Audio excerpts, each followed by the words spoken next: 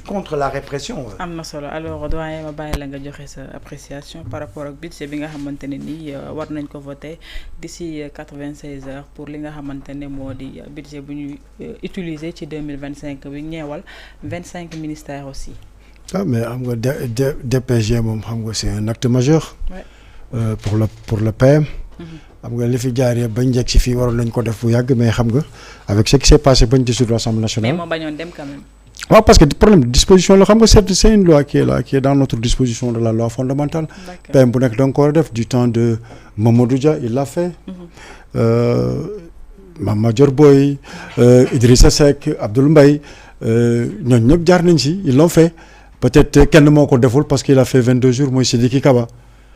mais lu yoon waaw donc 22 jours de moo tax dafa ko su Macky Sall mais tous les premiers ministres ba si ñoom Mame Madior Boye ñoom Mimi Touré ñoom ñëpp def nañ ko Amadou Ba tout ça mais xam nga dafa am loo xam ne dafa am solo mooy que taxawaay bi muy taxaw au moins dana préciser les réformes yi fonder le référentiel de 2050 c'est important te loolu il faut ñu laaj ko si il faut ñu wax ko si c'est-à-dire jàpp naa ne sax le niveau du débat dina élevé parce que opposition bu bëri wuñ fa mais nag am na ñu am bopp ñu fa nekk ñoo xam ne am nañ xorom donc mënul ñàkk aussi parce que certains députés qui sont aussi du pouvoir maa ngi leen di wax ñu bàyyi loolu xel buñ tontu nañu wax ak askan bi c'est ça qui est important peut-être mën na bañ a ñàkk ñu cuq fa yoo xam ne xawoon na fi te neexul parce que sénégalais lañ ay xulookat lañ mën nañ fa tudd dossier bu nekk waaw donc yooyu ñu bàyyi ko xel mais ñoom ñu xam ne liñ leen waroon a defal nañ leen ko nañ jàkkaarloog assemblée bi qu'on aille vite man loolu rek laa xaar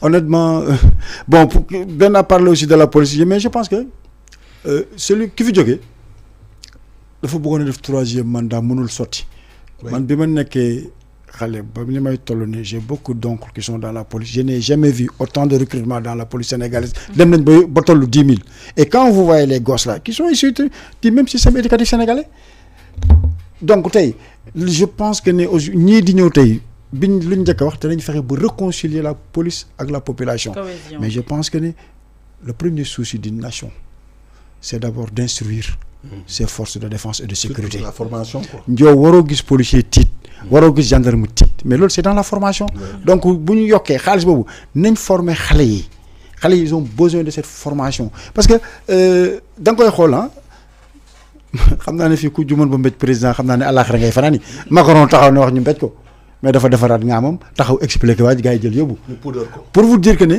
les agriculteurs français jàkkaarloo nañu la police française pendant 2 heures de temps mais c'est-à-dire il faut ñu yegg à ce niveau on est tous des humains ñoo bokk dëkk bi maintenant c'est aux autorités politiques de prendre les bonnes décisions parce que le policier qui est là son patron c'est le commissaire son patron c'est le préfet bu ne ko ñii buñ dugg ñoom mënuñ la wax rek doo dugg ñoom amuñ luñ lay wax moo tax quand je vois sax ñoom ñuy def yenn communiqué yi daf may xaw a jaaxal parce que ñoom ni ñuy communiquer parce que c'est le préfet qui donne des ordres maintenant ñiy joxe ordres yi nañ nekk des ordres très clairs mais aussi tamit qu'il ne soit pas des ordres. mais communiquer itam la am solo la parce que auparavant daañu ko fi gis kon léegi bu ñu gisee ñu communiquer ñu ngi sax jéem a changer peut-être li fi nekkoon communiquer yi coow la indi. voilà parce que ki jël décision sous Macky n'acceptait pas sous Macky.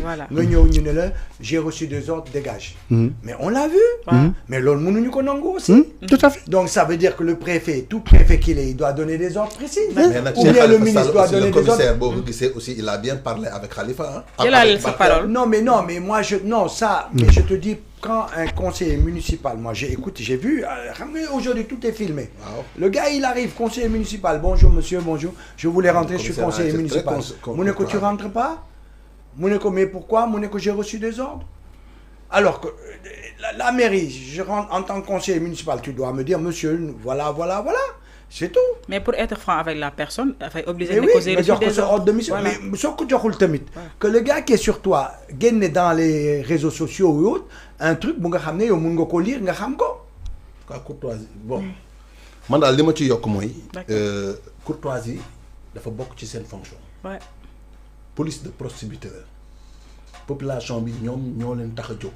c'est ça police comme ni nga wax noonu dama adhéré ak yow parce que formation bi ñu leen defal dañuy def pédagogie. danañ def psychologie. d'accord li ngay wax ni yëpp dëgg la mais benn lem la wax dara kenn du ko dindi. waaw suñu police bi nii liñ leen sant. li nga wax liñ leen sant dem leen fii bu fi kenn dugg kenn du fa dugg boo insisté dañ lay dóor liif dañ lay dóor grenade. voilà parce que man li ma jaaxal mooy ci kaw Barth bi gisuñu lacrymogène mu jug alors que auparavant on voyait quand même la moindre faute. non bu ñu leen waxee ubbi leen buntu bi. voilà c'est vrai. mais bi ñu leen waxee ubbi leen buntu bi. il devait pas refuser de le faire. dëgg la d'une police citoyenne. non bi ñu la waxee ubbi leen buntu bi dañu waroon ubbi buntu bi. kon policier duñ pousse. askan wi moo taxam jóg.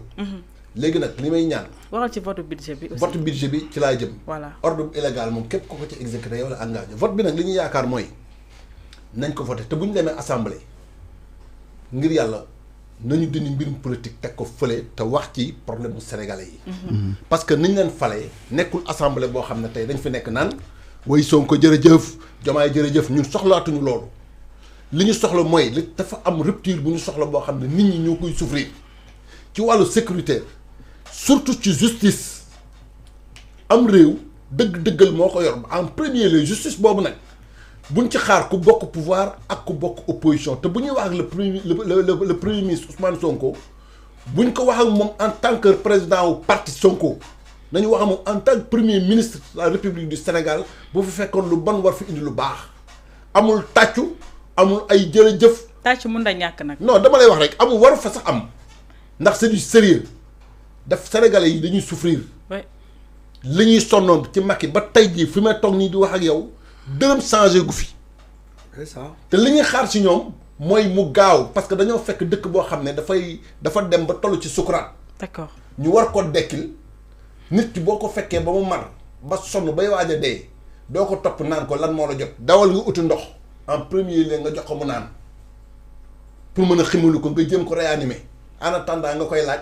xaalis bi fi lay dugg ñaata nga am ak fur xaalis bi dugg ak ñaata nga ñun soxlootuñu loolu. d'accord lu ñu soxla mooy bu nee tëll nañ ko laaj ci ña dee nan la def ak justice bi ba nga xam ne projet bi nga xam ne la ñuy teg ci loi d'amnistie kañ ngay wax ak sa justice ñu dindi loi bi. mais lu tax ñu bëri di ko remettre en question naan est-ce que ñu ngi xalaat conséquences yi ci war a mun a. benn conséquence amu ci parce que ña ko def ñu ngi fi toog. bougé wuñ yaa xam force de défense nga bokk. yaa xam politicien bu joxe ordre bu illégal nga ak ku mu mën a doon bu yet bi waree dal sa kaw na ko dal. li ñuy xaar tamit ci ñoom mooy ci wàllu xaalis ak chômage bi jeunesse bi nga xam ne ñu ngi fi toog di jël gaal yi bu dégg bëccëg di bëgg dee ñu ngi fii kilo ceeb wàññeekuwul. ci suukar wàññeekul mais wàññeekul transport wàññeekul dara wàññeekul. ak réforme ci loi institutionnelle yi. voilà ci loi institutionnelle budget bi fi ñu toll nii loolu la ñuy xaar dans l'urgence nan la ñu mën a def ba Sénégalais yi génn ci situation bi ñu nekk. benn repas par jour ba léegi moo fi am fi ma toog nii di wax ak yow muñ nañ ko nag. parce que état nag doo ñëw rek tey ñu ne la dana sotti. mais nag ñoom ñu si benn repas par jour presque moo am ci banlieue bi on souffre man parti patriote la Pastef laa bokk.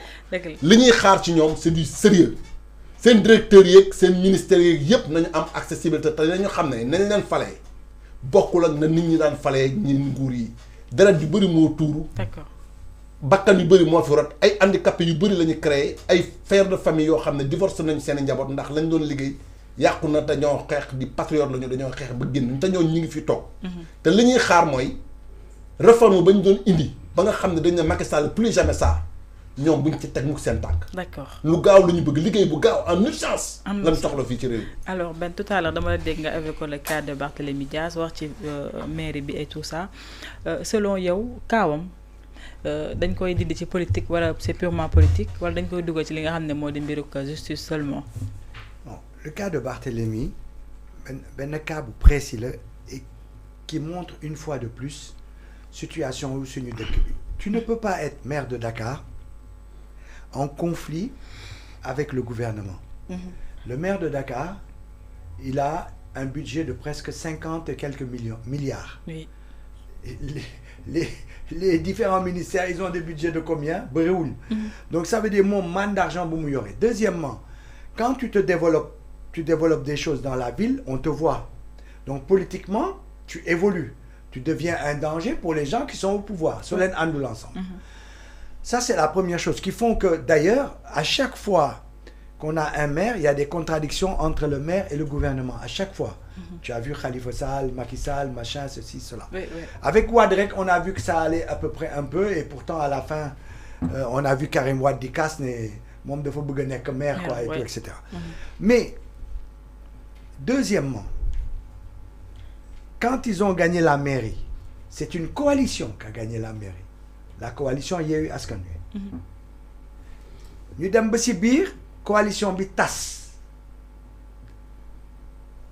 Barthélémy a gardé la mairie tout seul. Oui. Le PASTEF a dit ah bon, on s'est battu, on a pris le truc, bon ok on s'en va. Tu cherches un deuxième, au lieu nga jël une femme PASTEF jëloo ko, nga jël une femme de Taxawu en plus, etc. Ok, mooy ñun ñu xeex ko ensemble nga génn waxuma kii moo tax nga fal la ma ils sont battus ensemble. Oui. À un moment donné ñu bàyyil ko nekk comme que noonu la yow nga jóge fa nga def stratégie politique à savoir pour aller à l'élection présidentielle il vaut mieux aller discuter avec Macky Sall parce que si ñu discuter wu la moom élection du am et puis daf ñuy tëj wala dañuy am ay problème. D'accord. De l'autre côté kooku ne man d'accord ma. Ce que Sonko avait refusé. Voilà à l'époque. Man je refuse ça. Je continue mon combat. Même si ñu ma jàppee ñu jàpp ma. D'accord. ñu jàpp ko. D'accord. Couper son parti. yow nga toog fële avec ta stratégie. Ouais. Tu penses que élection du am ñoom ñu ne dañuy xeex élection dina am. ñu dem ba ci biir il y a une stratégie qui est gagnante, il y a une stratégie qui est perdante. D'accord. Il faut l'assumer. C'est la politique, il faut l'assumer. C'est pour ça que je dis les politiques, que tu soutiennes le PASTEF, que tu soutiennes pas le PASTEF, il y a une réalité. La réalité, moi, le peuple a donné la majorité présidentielle au PASTEF et l'a répété au moment des législatives en lui donnant une majorité la plus grande possible. Confortable. Oui. À partir de là, soo ko bëggul jël en compte cette affaire là mais non la demee léegi ñooñu jël yëpp ñëw est-ce que tu penses qu'ils vont te faire des cadeaux en tant que maire?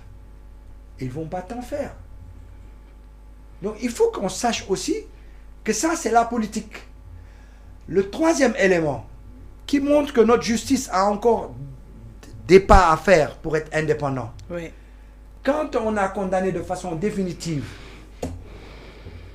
Barthélémy en décembre 2023, on l'a condamné de façon définitive. Oui. Le ministre de l'époque de la justice pouvait interpeller le Conseil constitutionnel en disant ñu génne ko sur les listes électorales. Oui. Defu ko. Le nouveau ministre de la justice defu ko. ñu nekk ba ñu élire ko ñu ne lañ lay dindi. Un problème là. Mais ñàkk a def boobu tam est-ce que du aussi foofu lañ ko waroon a defee pour bu ñëwee. tey ji ñu bañ cee dindi ñu dindi ci mbirum politique. xam nga am na ñu ko def am na ñu bind conseil constitutionnel ne Sonko et Barth waruñu bokk. D'accord. Le conseil constitutionnel les a répondu en leur disant pas que war nañu bokk. daf leen tontu sur la forme. C'est la forme, oui. Ce n'est pas à vous de me poser cette question. Ouais. C'est au ministre de l'Intérieur ou bien ceux qui organisent les élections qui doivent me poser cette question, me répondre leen. Mais yéen vous n'êtes pas habilité. Corps électoral. Nit yi toog noonu.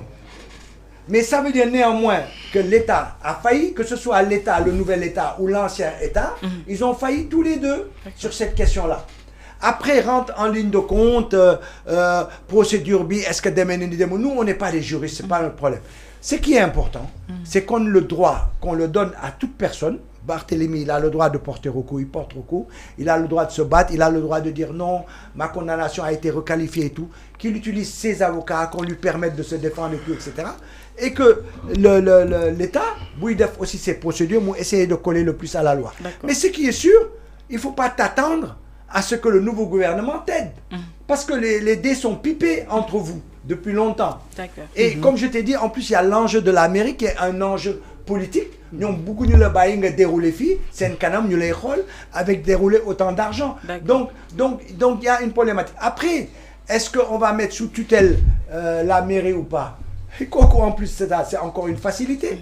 Si le maire convoque 3 réunions du conseil, et que 3 réunions, conseil, le président automatiquement nomme une délégation spéciale. Oui.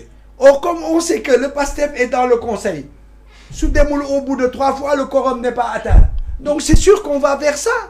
Il faut être idiot pour ne pas le penser. Mais actuellement, qui remplace moi, Madame Diop. Ouais, mais tu crois que toi, le PASTEF va accepter qu'on remplace Barth On va prendre l'adjoint. Comme on l'a dit. Non, on va vers une délégation spéciale. Et ça, c'est logique. Que Barthélémy se batte, c'est son droit. Qu'il utilise tous les moyens, c'est son droit. Mais moi, je dis, il ne faut pas se voiler la face. On va vers ça. Parce que rapport de force là, en fait, tout ce que je demande, c'est qu'on ait une police qui n'est que porte de conseil municipal de pour notre démocratie. Que nous expliquer aux gens les mesures qu'ils prennent. Les mesures peuvent être bonnes, elles peuvent être critiquées ou pas. Mais que nous jouions la traçabilité, les choses claires. Et que l'on sache aussi que notre justice n'est pas si indépendante que ça, et que tant qu'on n'aura pas voté dans les lois au niveau de l'Assemblée nationale, tout ce qu'on a discuté au niveau des assises de la justice, tant qu'on ne les a pas mis en place, tant qu'on n'a pas mis en place les garde-fous pour empêcher que le ministre de la Justice, avec ses différentes officines, le parquet et autres, massacrer les gens, les empêcher de qui? Tant qu'on n'aura pas mis ces garde-fous-là, notre justice n'est pas indépendante. Donc, on a discuté sur ces garde-fous, on s'est mis d'accord sur ces garde-fous. Eh bien, allons-y vers ça, mettons-les en place rapidement pour que notre justice, enfin, puisse respirer. Amna solo. Alors, ben li mu wax amna solo moy délégation spéciale ba nga xamantene wa Pastef ñen ci ñom ñu ngi dégg ñu koy wax. Est-ce que japp nga ni lolu mënul ñak actuellement ci kaawu Barthélémy Dias parce que bu ñu ko organisation yi nga xamantene ay événements yu dëgg la comme JOJ 2026 bi ñuy waajal gis nañ ni protocole bi daray maire de Dakar bokk kenn tuddagu ci est-ce que lu ñu waajal la loo xamantene mën nañ ne lu inévitable la te war na ñëw muy délégation spéciale fële ca mairie ba. gis nga suñu leader politique yi. dañu war a dimbale tuuti di tëgg affaire yi muy leer te ñu koy tëggee ak jub. D'accord.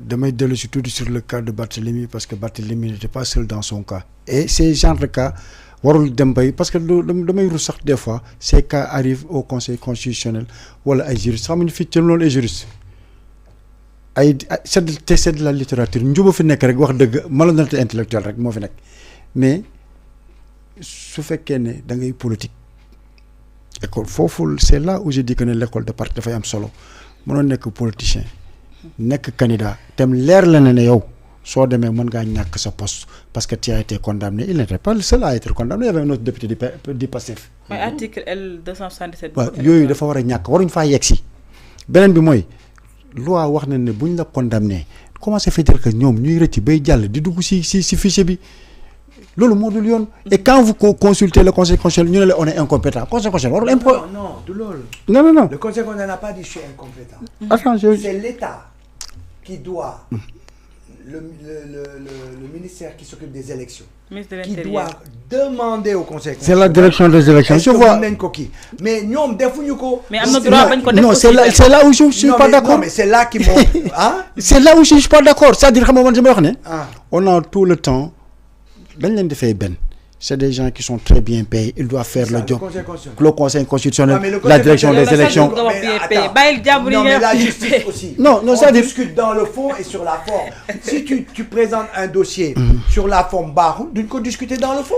Ouais, mais les juristes, même là, c'est les juristes qui nous amènent. Donc tout ce problème, une partie de nos problèmes, c'est les juristes. Pourquoi nous nous Non, une partie de nos problèmes, c'est une justice non indépendante. C'est-à-dire qu'on a un appareil judiciaire qui est géré par l'exécutif. Et l'exécutif, il est politique. Et l'exécutif, non, des fonctionnaires politiques.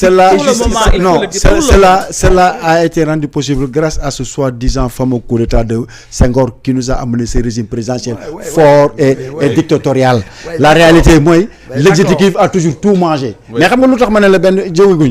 mais assise de la justice bi ñu ko defee pare ñu ngi ci dem ci ay réformes assise xam nga dañoo def assise ba pare mais la magistrature ñoom nangu ñoo génne bëgguñ président génne seen loxo ci biir non mais kooku loolu ñoom la engagé président moo koy nangul mais kooku président yow mais on attend ça au tournant non président bi il est en réflexion on attend ça au tournant pour moi l'indépendance de la justice le fait que mu génne du conseil supérieur de la magistrature daf si bokk mais je n'en discute pas maintenant parce que lui il dit il est en réflexion mais c'est pas parce que les magistrats ont dit ça les magistrats le disent depuis 2012 wolof ben donc c'est pas nouveau hein.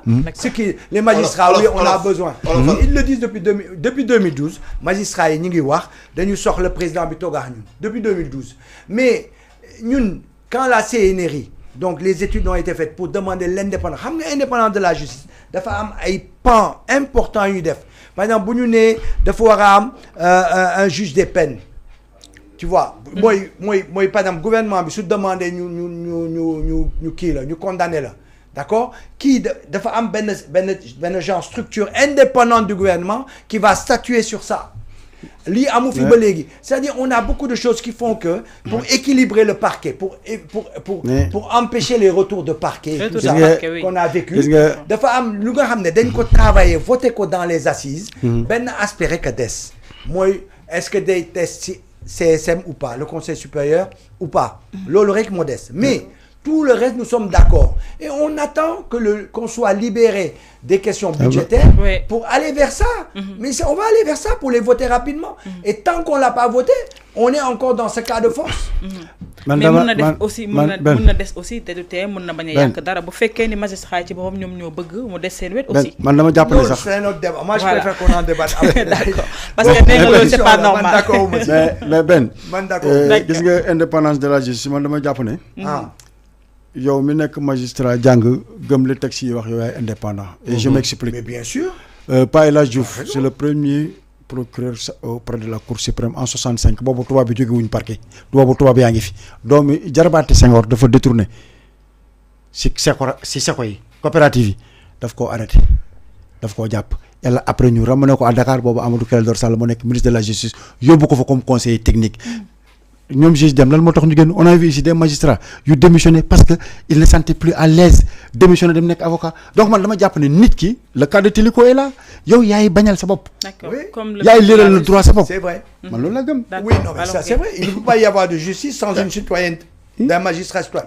mais le juge Sanoussi mais néanmoins on a une justice trop liée trop apparentée à l'exécutif. boo xoolee même administration bi. Mais moi, je suis sûr que Sonko et Diomaye n'ont pas dit aux gens allez faire ça. Mais on a une administration tellement zélée qu'ils ont envie de plaire à l'exécutif. Et ils vont faire des choses yu nga xam ne du bousculer nit ñi di kii nit ñi et ils n'ont pas le droit de le faire comme ça. wóor na ma même ñoom dañ siy rus.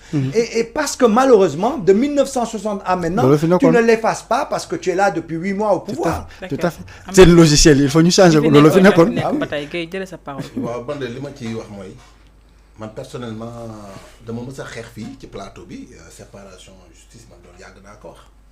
loolu bokk naa si ñi nga xamante ne fii dañu mës a wax ne ministère de la waratul exécutif bi ak judiciaire bi dañ leen mës a war a séparer. mais am naa yaakaar ci justice bi fi nekk nii musuma am wóolute bi ma wóoloo ni ministre de la justice bi fi nekk nii depuis l'histoire ba ma xàmmee ba léegi ci ministre. d'accord mu nekk nit koo xam ne man wóor na ma wóor ne poste bi ñu ko def certes gouvernement Sonko ak Diomaye ñoo ko fal. mais exercice de ses fonctions xàmmeewu ci Sonko xàmmeewu ci Diomaye je sais que dina ko doxal normal te ba kooku nag lañ fay ñaan mooy ñeneen ñi nga xam ne ñoo topp ca ginnaawam di juge di atte ñu nekkal fi réew mi bañ fi nekkal cabinet boo xamante ne dañ naan kat cabinet la boo xamante ne képp koo xam ne laal nga Pastef fa lañ lay yóbbu képp koo xam ne wax nga loo xam ne lu jëm ci Ousmane Sonko rek foofu lañ lay yóbbu pratique yooyu la ñu bëggatul mooy am ci réew mii.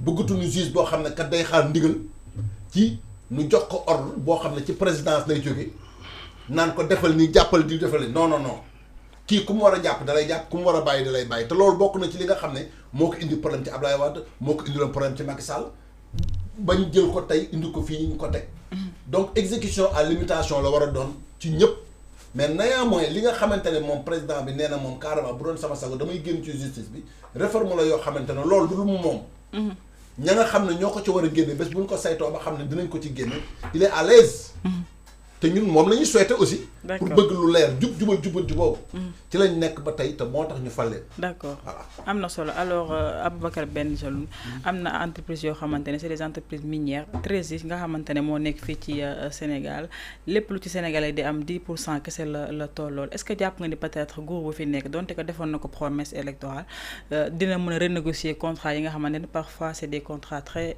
difficiles à renégocier mooy ay contrats léoniens et consorts.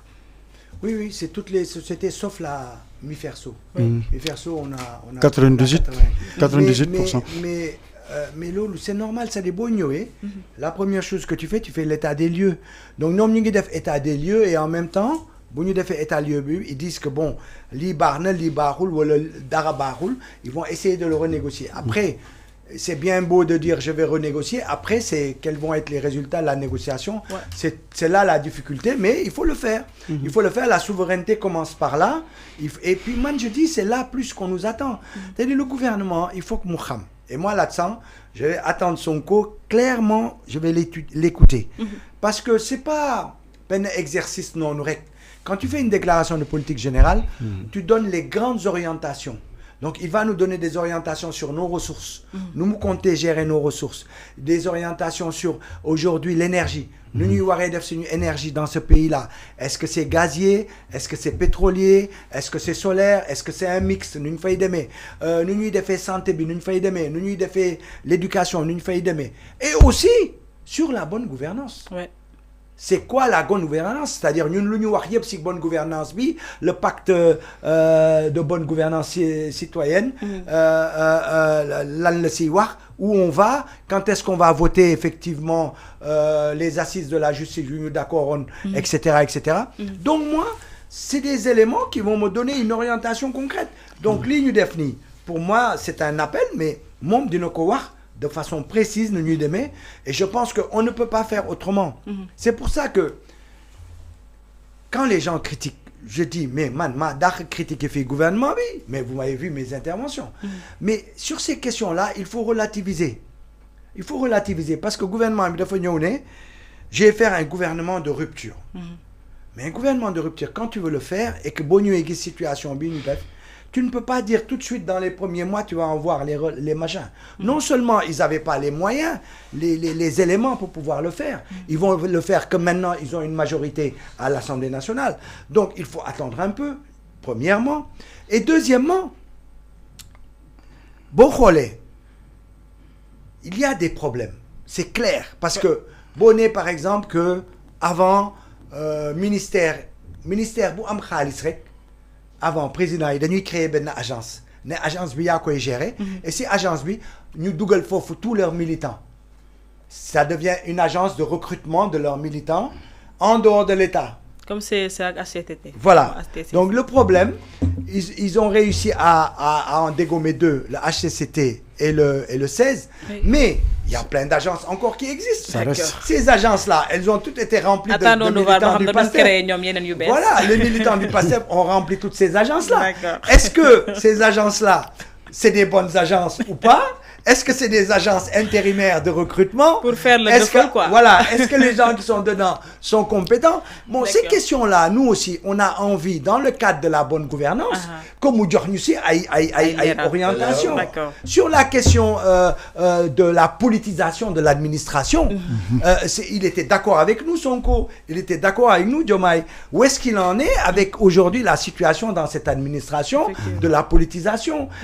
La question du droit de tous les citoyens. Moi et madame, même si nous avons des reddition des comptes, et on doit aller jusqu'au bout, mais on doit permettre à tout un chacun de défendre son droit jusqu'au bout. Il faut que ça se fasse dans le respect de droit et la dignité de chaque Sénégalais, de chaque personne. Donc, question c'est des questions importantes et je pense que c'est la DPG qui va nous donner des orientations. Vous élucider là-dessus, oui, c'est vrai. Alors, est-ce que peut-être qu'il y a un directeur au SOMISEN, c'est vrai que commencer à lancer un audit pour parler pour le contrat, renégocier pour nous comme droit. Parce que 10%, je pense que doy na waar et que anam bi ñu ko doon amee sax ba tey leerul nañ ci suñu ay bopp. waaw état des lieux la rek loolu xam nga état des lieux du projet politique. Il y a des gens qui devraient tout le temps je le dis dafay andi coow ak buru gis nga li ñuy def nii man dama jàpp ne bu dee 14 sociétés minières 13 yëpp di verser 10% néew na tuuti na te si constitution bi dañ ne ñu ñoom moom suñu alal. kon ñi fi nekkoon dañ doon saboter di yàq. nañ delloo si war dëgg gi ba nga xam ne tey zone yooyu nga xam ne tey fa la nekk tey boo fa demee ñoom ñoo gën a sonn ñoo gën a méttile du njàng mu baax mu ñam du feebar bu feebar faju du hôpital du dara et pourtant c'est des grandes multinationales qui sont là-bas loolu nag danañ ko defar delloo si ko beneen bi mooy réforme yi xam nga bu ñu waxee ñu ne présidence jógee na 80 milliards ñëw 40 milliards wàññi boobu am na solo primature 25 milliards ñëw 11 milliards am na solo mais boo jëlee assemblée nationale man jàpp na dañu war a continuer la cure mooy que ne mënul jógee 20 milliards ñëw 19 milliards et puis il faut qu'on explique xam nga ñoom du ñoo ko fi andi dañ ko fay fekk. À quel titre le président du groupe parlementaire reçoit 5 millions chaque fin du mois? Qu'on nous explique. À quel titre le président de l'Assemblée nationale am keesam koo xam ne 50 millions dafay nekk lu ko nekk la koy def. waaw non c'est-à-dire loolu dañ ko fay fekk mais loolu daa war a dañ. dafa war a dañ. man mënumaa nangu France am 577 députés am 4 vice-présidents. ñun ñu am 165 députés am 8 vice-présidents. d'accord naa ak yow. C'est vrai. mais loolu dafa bokk ci la rupture bi dafa bokk ni parce que xaalis bay génn foofu te amul njëriñ daa bëri au même moment je vous dis allez dans nos hôpitaux sur 15 accouchements les 10 sont sénégalaises les 5 sont guinéens te booy accoucher dañ naan la doxantul ci biir hôpital bi amoo place bu ñu la teg foo toog doxantul di matu boo amee doom toog sa taabal ja doo noppalu benn lal ñaari bébé war faa nekk ak seen ñaari yaay. dëkk bu tolloo foofu noonu am na xaalis boo xam ne lan moo tax ñu dindi kii. conseil économique et social. lan moo tax ñu dindi HCCT lan moo tax c'est des structures budgétivores. donc nañ continuer c'est que loolu il faut ñu continuer si parce que man dem naa ba ne benn honnêtement pour les salaires mensuels des députés dañ ko un député doit avoir un emploi. oui. un député warul nekk sinecure. sacerdoce la war a nekk pour man. oui pour man non session la et ba si PCA yi ba si PCA yi parce que c'est des postes honorifiques et des postes yi nga xam ne c'est pour caser une clientèle politique yooyu dañ ko fay fekk yooyu dafa war a dañ jàpp ci critères yi ñuy bind député ci liste yi naan diw ci lii lay yëngu yow xel mën naan nangu député bi nekk sa mbindaan di la xeexal nga ñu naan ko honorable xanaa yow mi nga xam ne yaa moom dëkk bi moom sa ala yow nuñ lay tuddee kon yow mais non il faut mais doyen député yi am nañu métier parce que bu ñu leen di dama ne un député doit avoir non bu ñu nekkee ci liste bi critères yi dañuy def sa fonction quand même. Leur métier ils ont un métier mais am nañ métier mais c'est-à-dire vous êtes trop dur là c'est-à-dire que ben vite fait vous êtes trop dur un député il a un rôle mais c'est très lourd la tâche est très lourde et on a les députés les moins bien payés dans la sous-région. Ils sont les moins bien payés. loolu bu ma ko déggee du ma ko nangu parce que ñun être député chez nous est très facile tu lèves que la main. non. auparavant auparavant maintenant on attend pour voir mais quand je dis. il y a des études à faire il y a pas mal d'analyses à faire par exemple aujourd'hui les journées qu'ils passent ils sont là-bas à 7h du matin. Ils quittent à minuit. Voilà actuellement moom vraiment ñu ngi liggéey. mënoo ñibbi wala boo waree ñibbi fu sori vaut mieux nga jël un hôtel ici parce qu'il faut être encore là à 7h du matin. Et c'est pas parce qu'ils n'ont pas de quoi payer l'hôtel. Mais c'est qu'ils doivent travailler les dossiers. Et ils n'ont pas d'assistants. Pourquoi ils n'ont pas d'assistants? Mais parce que les moyens amuñu moyens ils ont. non ñu am na ñu jàngul. non mais attends mais ñu jàngul. ñoo war a gën am assistant. mais parce que suñu la nommé député. et c'est parce que si ce gox tu représentes quelque chose. non man je fonde ma réflexion xam nga dëgg ma je vais te dire pourquoi je fonde ma réflexion de cette façon. Le Premier ministre il arrive au pouvoir il a trouvé une économie au 4e sous-sol.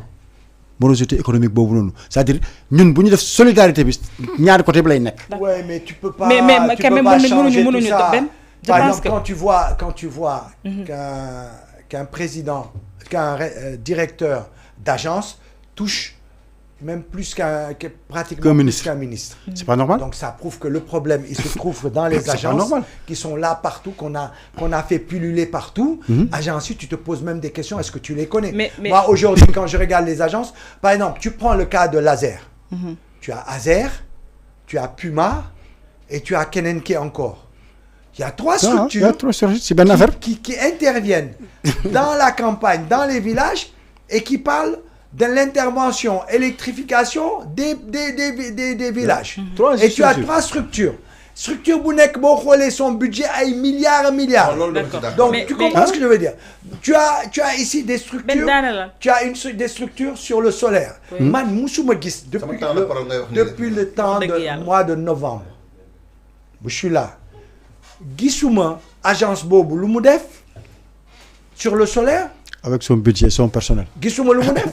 xawma lan lay liggéey xawma kan lay dimbali je ne sais pas peut-être que mu ngi def liggéey hein mais moi je dis de mon visu ben action la def action bizarre d'ailleurs moi vous éteignez vos lampes à 17h ou 18h on va faire tant d'économies c'est même l'annonce là moi je l'ai pas vu moi qui m'intéresse au solaire je peux te jurer que tous les matins quand j'ouvre mon truc la première chose je vais dans les sites je regarde le niveau d'irradiation solaire au Sénégal qu'est-ce que c'est etc combien c'est et je prends des notes je mesure j'expérimente donc tu peux pas dire que moi la presse quand cette agence fait quelque chose ma raté ko c'est que daf ma neex c'est que l'agence n'a pas réussi à me trouver or si l'agence n'arrive pas à trouver les gens qui s'intéressent au solaire il trouvera pas les gens de marché Sandaga donc ça veut dire à quoi ils servent mais Ben est-ce que Japon il y a un changement quand même notoire ci côté gouvernement rawatina assemblée nationale comme tout à l'heure les doyens di ñaxtu liggéey buñ ci doon def ak duñ ci def gis nañ ni gouvernement quand même mu ngi def ay jéego yu am solo mais pour woné ko wala fësal ko mo doon lu jafé actuellement tellement que dañuy dem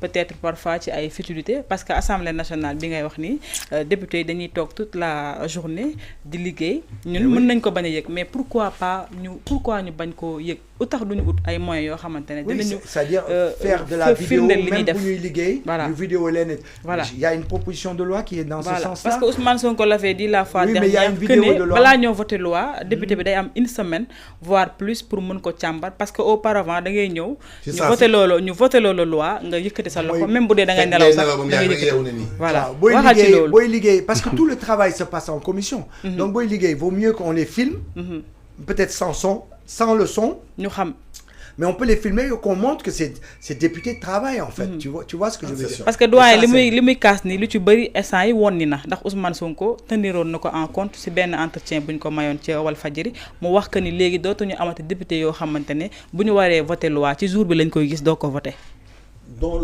lañuy soxla ci réew mi batay rupture la man amna ci xarit mais feussel bi mo manqué xarit la depuis Lyon mi ngi fi Dakar mo fa nekkal diaspora dama am problème sax pour joindre ko te nanguna lolu parce que ñi ngi abattre ben man mi xamna ci dara voilà ñi ngi abattre liggéey bo xamantene déjà téléphone sax njabootam mënatuñ ko jot donc lolu changement la amna député yo xamné mën nañu tok 6 mois sen tank sax du tej assemblée nationale te wër bu dé ñu fay leen session ba session la ñuy ñëw te dañuy ñëw taxaw jekki-jekki tàccu dem bu ñu xëyee demaat am na député yoo xam ne gox ya leen nommé bañ leen fale ca lañ fa gëj Dakar gii la ñuy dëkk Liberté 6 wala VDN ba wala feneen jël fi seen kër dëkk ba sax mais boobu ça avait changé même dans la 14e législature voilà ça avait quand même changé c'est-à-dire avant oui mais 14e bi ak 15e bi 14e bi moom bu ko jàllul sax nga may wax parce que 14e bi lañu jàll à côté foofu moom duñu exemple waaw mais quand même ils étaient présents xeex la woon non li fi bon lépp ñoom mais 15e bi moom ñi ngi liggéey ak ils étaient présents parce que 85 ma ñëw encore ci parce que dañ ciy bëgg a jokkoon technique pour jël leen entretien ñu ne la dañu jàpp